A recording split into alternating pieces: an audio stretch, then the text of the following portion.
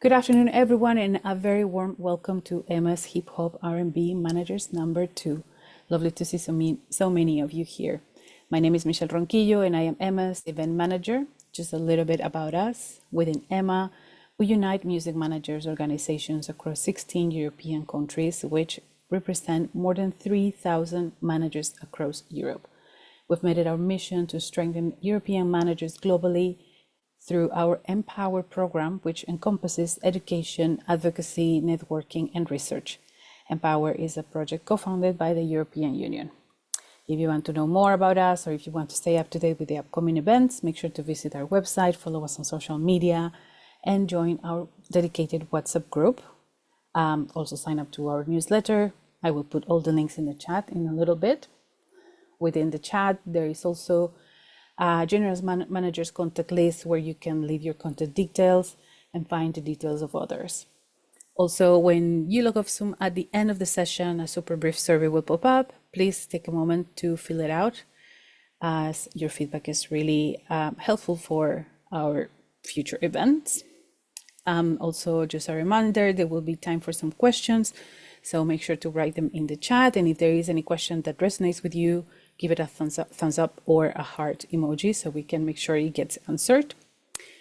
Today's session is moderated by Mobo Agoro, music manager, booker, and member of the Emma Hip Hop R&B Steering Committee. And I'm going to share the agenda of today.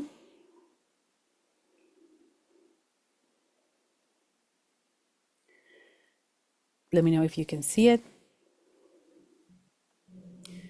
So today we are talking about smart workflows for music managers, save time and increase your impact.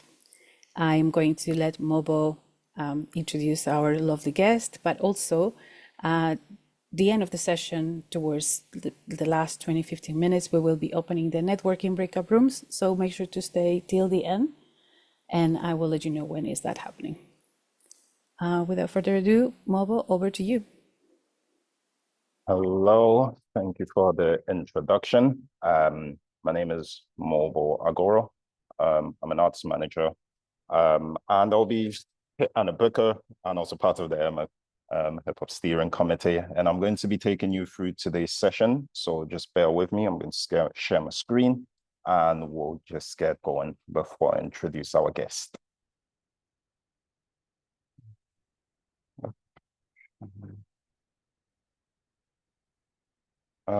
Is the presentation, can you see it all? Amazing. So, So today's session is essentially about utilizing automation to create smart workflows.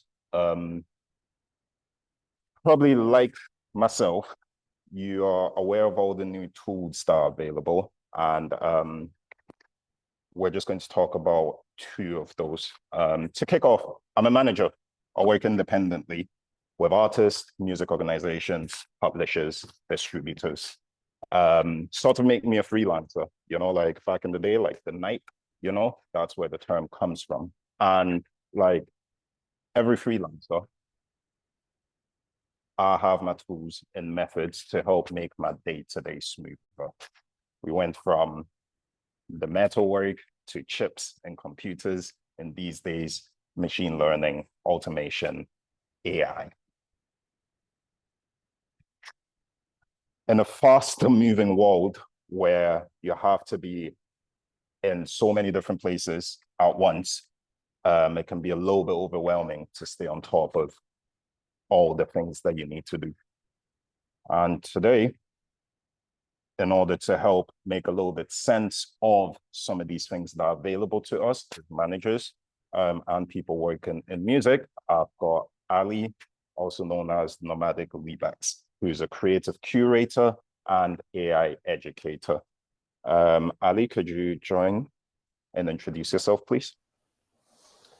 Hi, everyone. Pleasure and honor to be here. Thank you, Mobo, for the introduction. My name is Ali, also known as Nomadic Libaax, which is my artist name, as I'm an artist as well as a project facilitator, an educator in the space when it comes to AI and machine learning, and overall community project lead.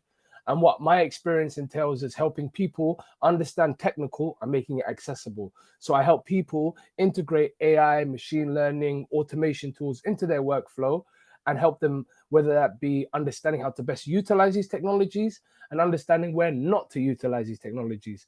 Because as an artist and as a creative, there's two sides to the coin. So my background is from delivering workshops to designing education materials to working with academic institutions to working with private corporations. And today I'm going to be supporting Mobo in helping you understand how to, yes, use automation tools to help you with your workflow, but also understand where we are today and where we're heading towards because of the impact of emerging technologies and how, as an artist and as a music manager, you can best utilize these in your workflows. Amazing. Thank you so much, Ali. We're going to go on to the next. So the session focus will be exploring how artist managers can essentially streamline admin-heavy processes using online tools and AI.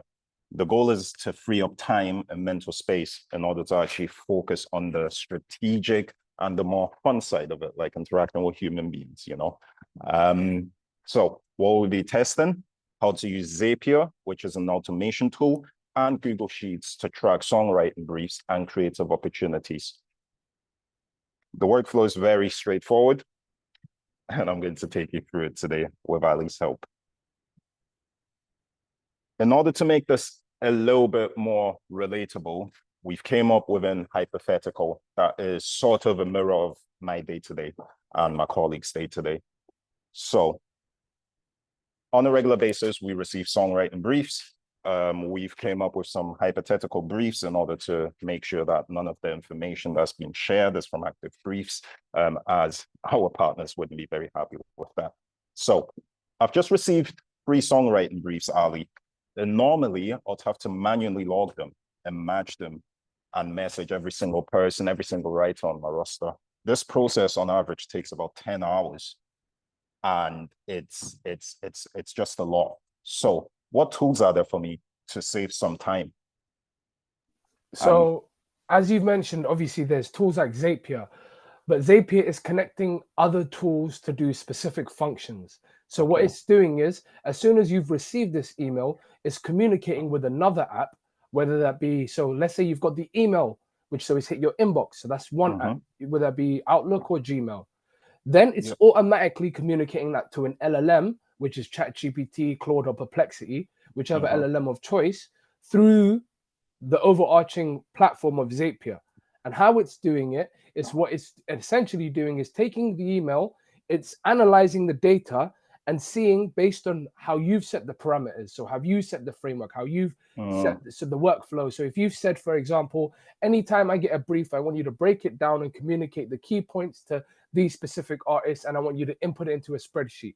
So it's summarizing all the key points and it's allocating from the email to the to the LLM to Google Sheets, and it's categorizing and organizing it, which then creates a streamlined workflow for you to then send out and communicate to your artists.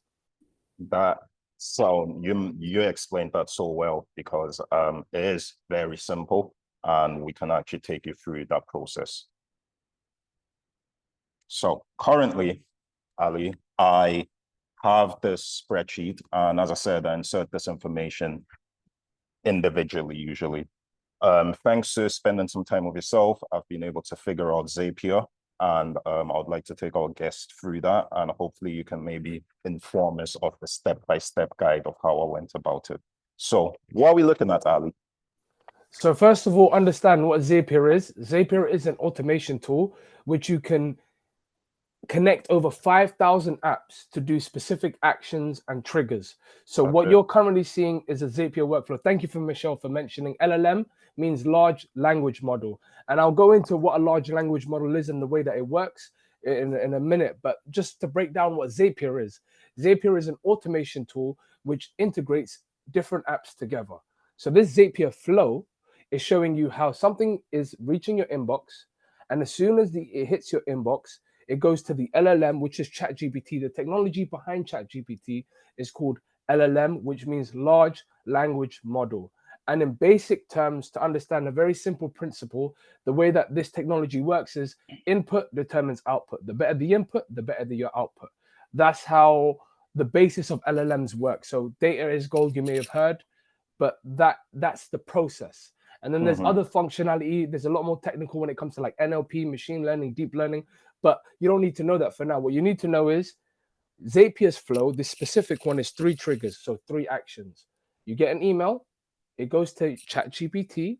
As soon as it goes to ChatGPT, ChatGPT summarizes it, organizes it, and puts it into your spreadsheet. So what initially would have taken you 10 hours to do in a week could be an automated response to something where, let's say you've got 10 different emails that have hit your inbox. Without you even thinking about it, the action happens in the background, and all you're presented with is an organized Google Sheet to then actually be able to action and take the steps forward. Amazing. Amazing. Let's actually look at that as I've set this up. And obviously, due to time, we're going to just show you an overview so that we've got a little bit of time at the end for you to ask questions as well. So this is Zapier, and this is where I set it up. There's a Zap, which is a work process, a workflow. And I'm just going to take you into each of them. So when I receive an email, Zapier picks it up and automates it and sends that information based off the information that I've asked for, sends it to ChatGPT. In ChatGPT, which is the LLM that I've added, I can add a structured text, which is an example text. So I've taken an example of a template of an email that we usually receive off of our publishers. And I have told it what values to look out for, because those are the values that I'm going to then need inserted into the Google Sheets. This process here to set up took a couple of hours. However, the time that is going to save is a lot because we're already using it. I'm going to show you how this now gets populated on the spreadsheet. So, okay, so we received an email. It now knows that the project is the subject line. It gives me information on the sort of vibe that is being looked for. It gives me the references, which also come from the email, and a breakdown of the brief. Where this actually helps my workflow is that now I have a populated spreadsheet that I can now just use to send on to the potential writers, which is something that you can also help get your language model to help understand based off certain themes that come up. Ali, would you be able to tell us a little bit more around the Zapier setup, because this isn't free. So what are some free ways that you can actually do this? So as Mobo mentioned, Zapier isn't free at the point of when you have to execute high-level tasks. So this would be what people would call high-level tasks, because you're integrating different apps together, because it's more of a, the best way to put it for you, a free option to do this would, you are the first point and you want to populate the spreadsheet. You would, but then this is a question when it comes to data privacy and your information. It's about how much of your information do you want to train these models with. So if you're getting something very brief and very overview, and you just want to disseminate the information and categorize and organize it, you right now, literally over 3 days ago, literally just 3 days ago, and I mentioned this to Mobo the other day, there's a new feature from Google called Google Sheets and AI. So this Zapier workflow will, number one, save you time. Number two, help you improve things. But a free option that you can play around with is Google Sheets with AI, which is a free option. But watching a few videos, you might understand a little bit better about that workflow. Thank you for taking us through that, Ali. We are sort of speeding through it, but I wanted to actually create an opening for any questions so far. If anybody has got any questions in the chat.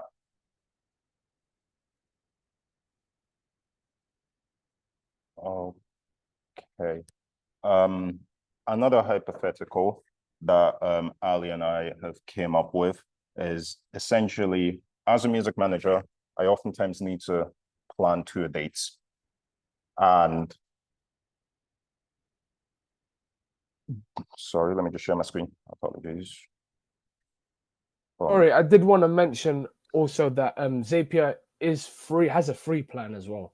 So Okay, there are certain functionalities you can do for free, but it's capped. thanks for sharing that, Ali. Okay. Part two, Ali. As you know, my artist who I manage right now is currently planning a Q4 tour. And we have an artist whose UK life strategy we're actually learning from, that artist being Moonchild Sanally. I'm going to share some prompts that we've used in order to come up with her tour strategy. And Ali, I think, would you be able to provide some context as to what's actually happening here? So step one, I am essentially asking my language model to base a venue research strategy off of Moonchild Sanally's strategy. Moonchild is an artist who's similar to Eve in regards to the sort of music, the messaging, and also the strategy speaks to us.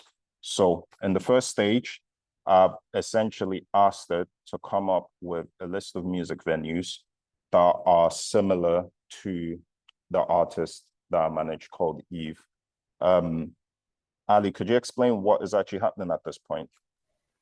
So what you've done is you've prompted the LLM with a specific data set. You've given it key information of, number one, the type of artist you're referencing, the type of result that you want in terms of venue. You're very specific in 1 to 2 artists who've played there. So you've given a lot of specific information, but depending on the LLM that you use will determine the output and the functionality of the LLM. So if you were to use ChatGPT 03, which is the latest model, which came out a couple days ago or last week, from what I remember, they have a deep research function, which would allow you to cross-reference against different data points. For instance, venue spaces and different locations and different areas. Also, if you were to use something like Perplexity, which has access to the internet, which ChatGPT does, but because Perplexity is a bit more mature, this same prompt that you would put into ChatGPT would be very different to the response you'd get from Perplexity, because it's more accurate in its referencing, depending on how you're prompting it. So what is happening when you've given this information is it's going to scour the internet. It's going to try and find all the relevant information based on the keywords that you've used and try to present the results in a way that, number one, you can best understand, and number two, best action. Amazing.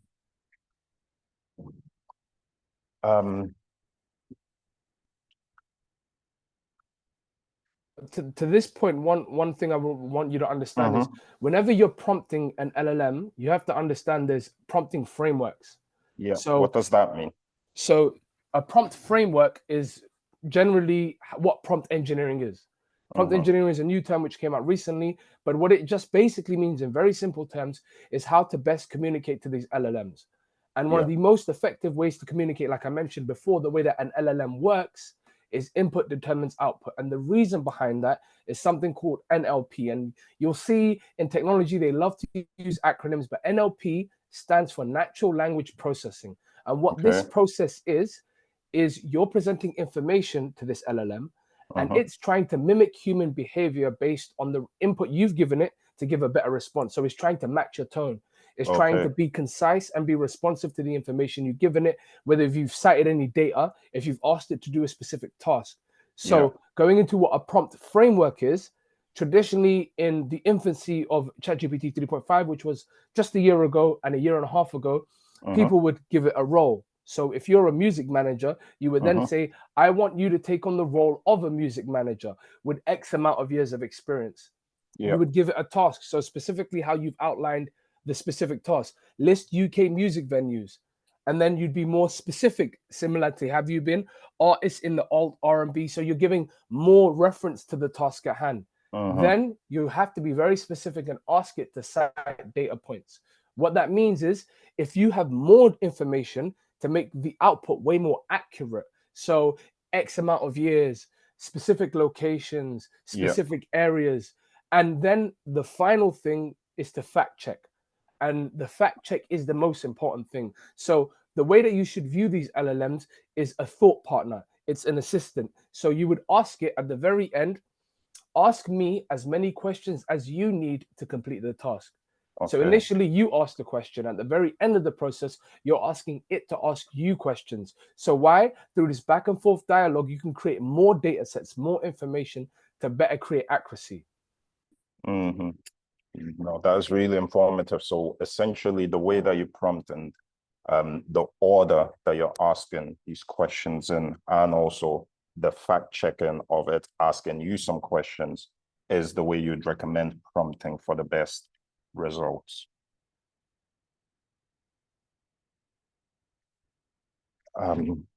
Okay, I think this is sort of the end of the two examples that we wanted to show you of how to utilize some of these automation models and also AI essentially to help you better streamline your workflow.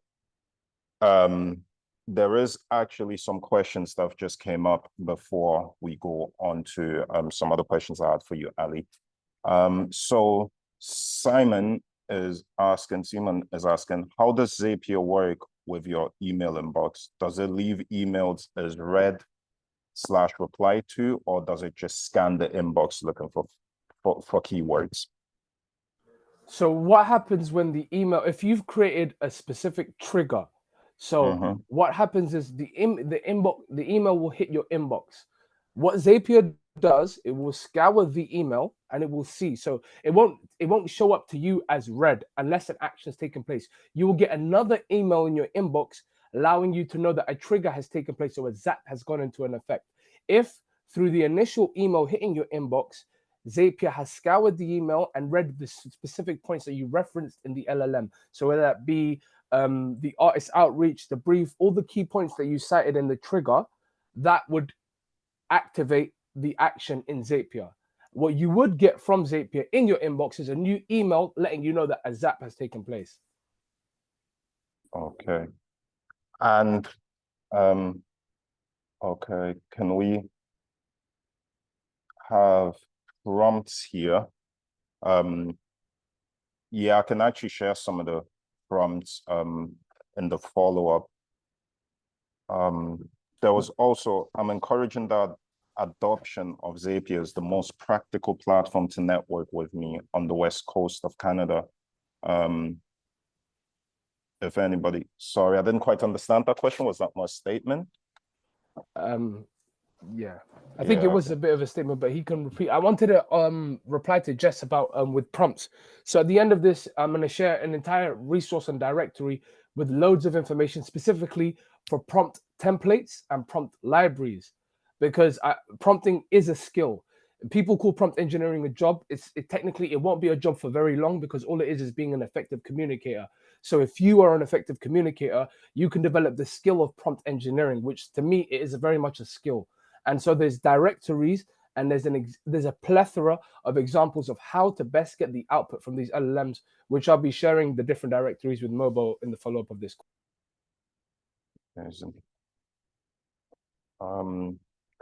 Obviously, there's been quite a lot of conversation around using AI, especially when it comes to like the usage of water, but also I want to talk a little bit about some of the things that we should be considering as people that use AI. I think this is the ethical question. So I've been in the space for the last 5 to 6 years now, from an educational background, from studying, from learning, from building and deploying. And so one of the first courses I did from Cambridge University was artificial intelligence business applications, which showed how to effectively use LLMs in the time before ChatGPT 3.5 in workflows to help automate and speed up processes. But at the exact same time, I did a course from Samsung in responsible opinions online. Because one thing we have to understand, we are at something called an inflection point. Things are going to exponentially change rapidly. So what you have to understand is more of a holistic view of the impact of emerging technologies. So we are going through something called the fourth industrial revolution. You can read all about it. If you just search the term, you understand what the fourth industrial revolution is. I'm going to go to another technical thing, which is, if you've heard of it, you understand Moore's law. Moore's law says every year computing power will double, but we've exponentially increased that because the maths behind how that process works, technically speaking, we don't need better hardware because the software is exponentially increasing. And so what does this mean to everyday individuals? What does it mean to business operators? What does it mean to how we do our daily lives and how we work? The biggest ethical question is to understand bias. Human beings are biased by their design, and so the information we create and produce is going to be biased. So if LLMs, which are large language models, and I've taught you the basic, very simple premise of input determines output, because data is how these machines govern and function. The better the data, the better the output. So if the information human beings produce is biased, and the data these models are trained on is biased, they're going to have something called embedded bias.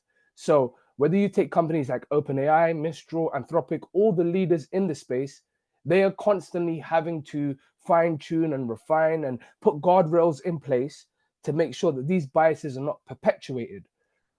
But going back to the question of how do we as artists be mindful in the practice, because yes, there is the question of sustainability, the impact of using these machines and understanding the environmental impact that has as well. For me personally, I understand that technology is constantly advancing at unprecedented rate. And if we are not creating the data sets which are going to train these models, regardless if you have your memory function on ChatGPT turned on or turned off, you are technically fine-tuning these models, because the more information you produce, the more information you share in exchange with these models, you are training them. And in training them, you are creating the data sets which are going to impact how these models look like in the future. And for a very long time, people who come from different backgrounds have not been in the discussion of designing these models, let alone training these models, because it's a very elite group of individuals in a very small place who have designed these models that we currently use today. And so when it comes back to the ethical question, back to my point, we have to be very mindful in our practice. Mindful and understand that. Wait, hello? Yep.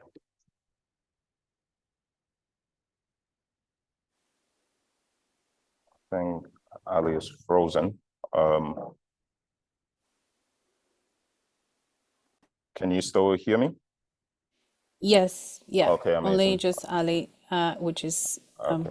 joining again. Sorry, did it just cut out? Yeah. Sorry, what? Why is it two? Apologies. Can you hear me? No problem. Yes. Yeah, I was just onto the point about the ethical impact, and I think everyone should take into consideration that we have to be mindful in the way that we use these tools, and understand that it can help streamline workflows, it can help automate, but input determines output. The better your Yep. input, the better the output. But at the same time, there is a big ethical conversation going on. So what I would advise people is to be in the rooms for discussions in terms of the ethical impact. And there are loads of steering committees similar to how EMA, sorry, how do you pronounce it? Emma. Emma. Emma operates. Similarly, there's loads of institutions and companies that are looking for people from different backgrounds to be a part of the conversation, because there is also a crucible to understand. These machines process information at exponential rate. What that means is, no matter how fast human beings can produce data, they will gulf it up and swallow it up and train themselves on it. So they produce something called synthetic data. And what synthetic data is the LLMs and AI's understanding of all the information is produced, and it similarly how it's having the conversation with you, creating its own data set to train itself on. So a lot of the information these models are fine-tuned with, which means they are improved with, it's not actually data created from human beings. It's data created from machines thinking what humans would think. So again, one thing I would advise everyone is mindful practice in how you operate and govern and communicate to these machines.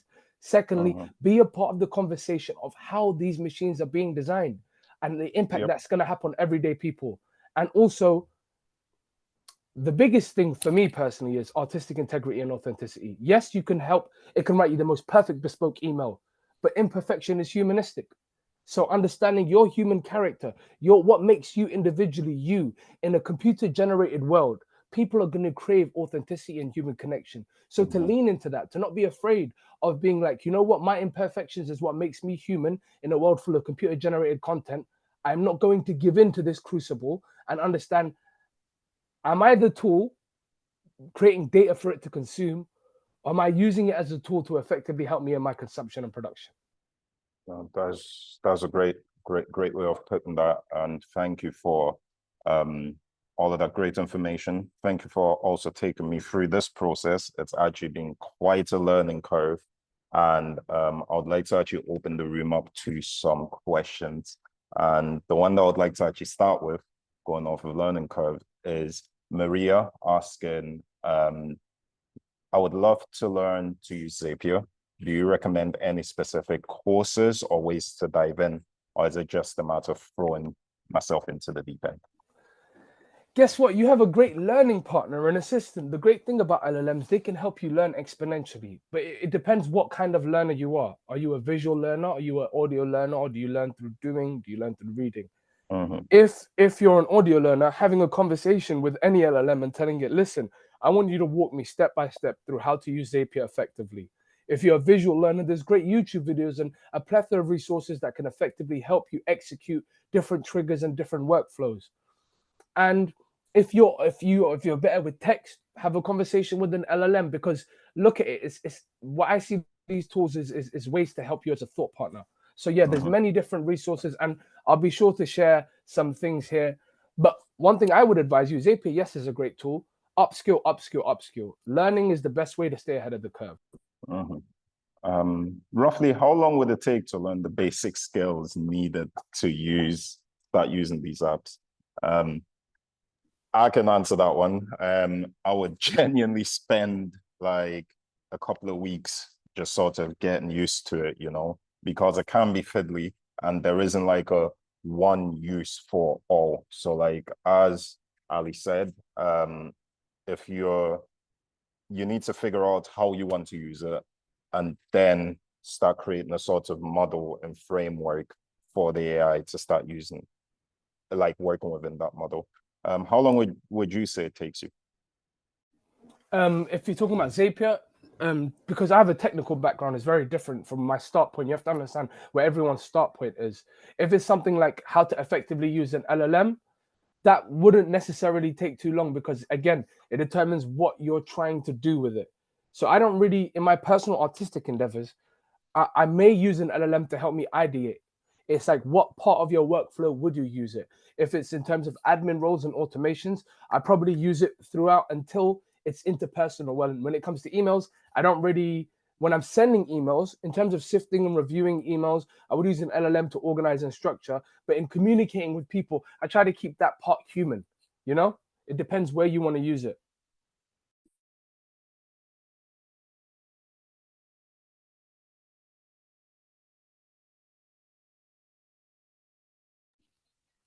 Mobile, your mic. Lenny asked, personal networks are key. Nomadic Libaax, top quality read on the situation. Thank you. I really appreciate that. I definitely, look, people will always want to talk to a person rather than a machine. Whether it's your grandparents, like, if you realize how fast things are moving, and in the space of AI and machine learning, I'm telling you very right now, the industry operates in traditional industries. 10 years of advancements can happen in 6 months. That's the comparison. 10-year growth rate of advancement is 6 months. So every day, every week, you're hearing new things. But one thing we have to understand is human beings are very layered and we're very textured. We have a lot of intersectionality, different parts that make us who we are. And with technology has the exact same thing. Technology does not operate in a silo. It's not just AI here. It's not just VR there. It's not just machine learning there.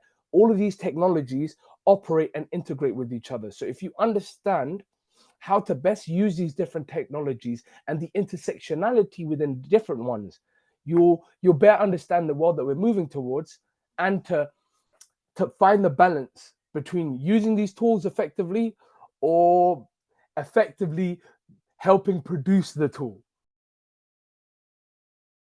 Appreciate that. Thank you again for your time. We are nearing this section of the meetup. I'm opening the room up again for any other questions before the Emma team take over.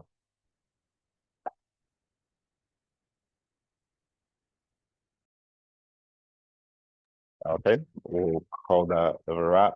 I would just like to thank you so much. And yeah, if you where can we find out more about you, Ali? You can find out more about me on my website, which is the artist name and my handle here, but with a dash in the middle.com. On Instagram, on LinkedIn as Ali Mohamoud with Nomadic Libaax, it will come up. I am a creative and an artist with the technical understanding, because the reason why I got into the space that I'm in today is I've operated in spaces in academia, in spaces in very corporate environments, and people love to isolate and make things inaccessible because of language. Language is the barrier to entry when it comes to understanding how to execute on ideas. And so what I've found is understanding technical knowledge and breaking it down to be accessible and to be actionable empowers people to take ownership and have autonomy and agency. So if you want to reach out, network, I'm always here to talk. Amazing. Thank you so much. And I think we're about to... Perfect. Thank you so much to Ali, Mobo.